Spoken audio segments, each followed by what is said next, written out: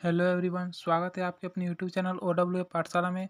तो आज हम शुरू करने वाले हैं क्लास 10th के लिए संस्कृत का किताब। तो ठीक है, इसमें का पहला पाठ है, प्रथम पाठ है जिसका क्या नाम है, मंगलम। ठीक है, तो जितने भी 10th क्लास के स्टूडेंट होंगे उनके पास से वीडियो शेयर कर दीजिएगा।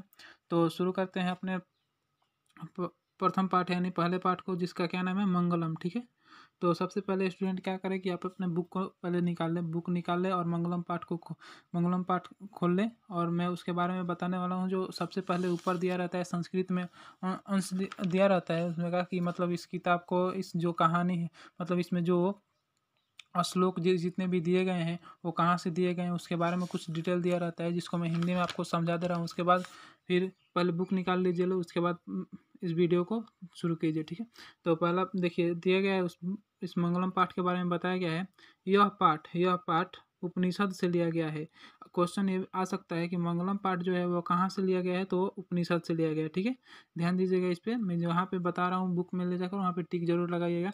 यह पाठ उपनिषद से लिया गया है। वैदिक काल में साहित्य के अंतिम अंश उपनिषद में दर्शन शास्त्रीय सिद्धांतों का प्रतिपादन किया गया है। ठीक है, इसमें सभी जगह परम पुरुष परमात्मा की महिमा का गुणगान किया गया है। ठीक है, परमात्मा से ही यह संसार व्यापक और अनुशासित है। किससे व्यापक और अनुशासित है यह संसार? तो परमात्मा से। ठीक है, परमात्मा ही तपों का परम लक्ष्य है। परमात्मा ही तपों का परम लक्ष्य है। इस पाठ में परमात्मा से संबंधित उपनिषद से 5 मंत्रों को संकलित किया गया है। यह क्वेश्चन आ गया है कि मंगलम पाठ में कितने कितने मंत्र हैं, तो वह कितने हैं? तो 5 है। ठीक है, और बारी बारी से हम जितने भी श्लोक दिए गए हैं इस पाठ में उसे हम हिंदी उसका अर्थ जानेंगे। तो सबसे पहले संस्कृत टाइपिंग करने में इसमें थोड़ा दिक्कत हो रहा था, तो इसलिए मैं संस्कृत टाइप नहीं किया हूँ। मैं संस्कृत पढ़ रहा हूँ, आप बुक खोल लीजिए, उसके बाद मैं समझा रहा हूँ, उसके बाद उसका हिंदी में अर्थ बताऊंगा। ठीक है, तो पहला हमारा जो श्लोक है, पहला श्लोक यहाँ पे दिया गया है, प्रथम श्लोक का अर्थ दिया गया है, लेकिन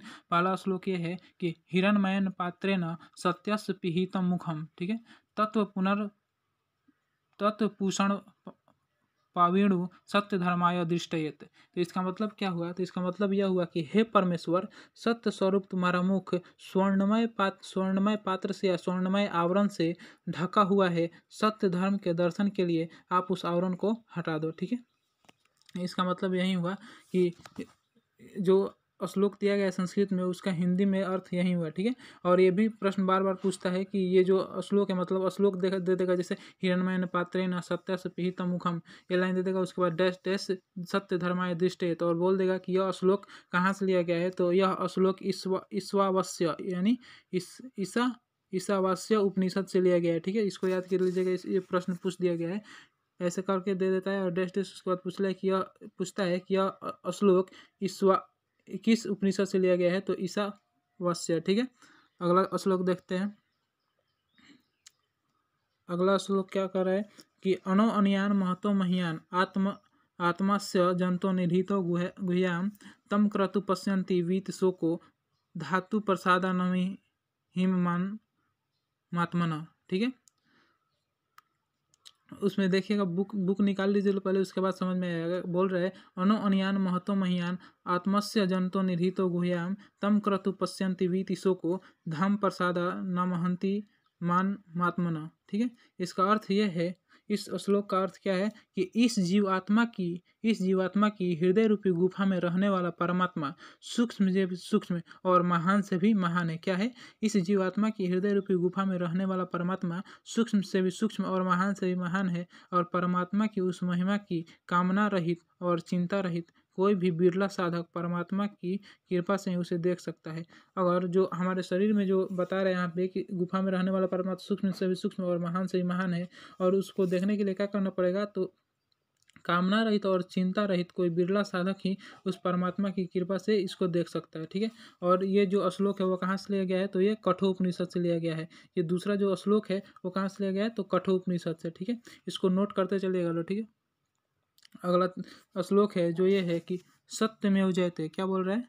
सत्यमेव जयते नानृतम सत्येन पंथा वीततो देवयान येन क्रमयन्तु पश्यो हाप्त कामा यत्र तत्य सत्यस्य परम निधानम। ठीक है, तो इस श्लोक का अर्थ यह है कि जहाँ सत्य स्वरूप परमेश्वर का निवास स्थान है, जहाँ सत्य स्वरूप परमेश्वर का निवास स्थान है, उनके समीप वही ऋषिगण देवयान मार्ग से पहुँचते हैं, जिनकी कोई कामना शेष नहीं रह गई है। यह मार्ग सत्य से परिपूर्ण है, क्योंकि सत्य की विजय होती है, असत्य की नहीं। ठीक है। और ये भी पूछता है कि यह श्लोक कहाँ से लिया गया है, तो यह श्लोक मुंडक उपनिषद से लिया गया है। किस उपनिषद से? जो ये तीसरा प्रश्न है वो मुंडक उपनिषद से लिया गया है। ठीक है। अगला श्लोक देखते हैं। अगला श्लोक में क्या बोल रहा है कि यथा नद्ध सेन्दमाना समुद्रस्थ गच्छन्ति नाम रूपे विहाय तथा विद्वान नाम रूपाद विमुक्त परात्पर पुरुष मुपवती दिव्यम। इसका मतलब यह हुआ, श्लोक का अर्थ यह है कि जिस प्रकार बहती हुई नदियाँ नाम और रूप को छोड़कर समुद्र में विलीन हो जाती है, इसी प्रकार विद्वान ज्ञानी नाम और रूप को छोड़कर दिव्य पुरुष परमात्मा में विलीन हो जाते हैं। ठीक है। और यह श्लोक कहाँ से लिया गया है, तो यह श्लोक भी मुंडक उपनिषद से लिया गया है। ठीक है। देखते हैं अगले श्लोक को। तो अगला श्लोक ये बोल रहा है कि वेदाह में तो पुरुषम महानतम, वेदाह में तो पुरुषम महानतम आदित्य वर्ण तमस परस्तात् तमेव विद्धि त्वामी मृत्युमेति न्याय पंथा विधे यन्याय। ठीक है। तो इस श्लोक का अर्थ यह है कि मैं उस ज्ञानातीत प्रकाश स्वरूप महान पुरुष को जानता हूँ। इस श्लोक का क्या अर्थ है कि मैं उस ज्ञानातीत प्रकाश स्वरूप महान पुरुष को जानता हूँ, उसे जिसे जानकर पुरुष मृत्यु को पार करता है। इसके अतिरिक्त परम पद की प्राप्ति का कोई मार्ग नहीं है। ठीक है। इस श्लोक का हिंदी में यह अर्थ हुआ। ठीक है। श्लोक कहाँ से तो यह श्लोक कहाँ से लिया गया है, तो यह श्लोक श्वेतास्वर उपनिषद से लिया गया है। ठीक है। तो स्टेप वाइज स्टेप इसमें करा रहे हैं। इसमें का प्रश्न उत्तर देखते हैं। तो मौखिक प्रश्न जो पूछता है उसमें का, तो पहले आप लोग बोल रहे हैं उस समय से बुक निकाल लीजिए लोग, क्योंकि इसमें क्वेश्चन लिखने में थोड़ा दिक्कत हो रहा था, इसलिए क्वेश्चन नहीं लिखा गया है। सिर्फ इसका आंसर बता दे रहा हूँ। मैं क्वेश्चन भी बोलूँगा, तो पहले आप लोग बुक निकाल दीजिए। ठीक है।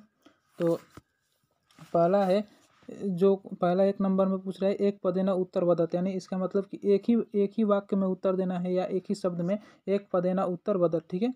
इसका ये मतलब इसमें क्या कराएगा, उत्तर, इसलिए उत्तर लिखा है। तो क का उत्तर क्या होगा, तो पहला जो क है, हिरणमयन पात्रे न कस्य मुखम अपहितम। जो हिरणमयन पात्र है वो किस मुख से किस हिरणमयन पात्रे न कस्य मुखम ढका, यानी किससे ढका हुआ है, हिरणमयन पात्र से क्या ढका हुआ है, तो इसका आंसर होगा सत्य से, यानी सत्य हिरणमयन पात्र से ढका हुआ है। ठीक है। ये अगर फिर ख नंबर जो प्रश्न है वो है सत्य धर्माय प्राप्त किम आपणाणु, तो इसका आंसर होगा क्या, तो हिरणमयन पात्रम। ठीक है। अगला जो लिखित प्रश्न है उसको कराया गया है, तो उसमें भी दिया गया है 1 नंबर में एक पदेना उत्तर बदत। ठीक है।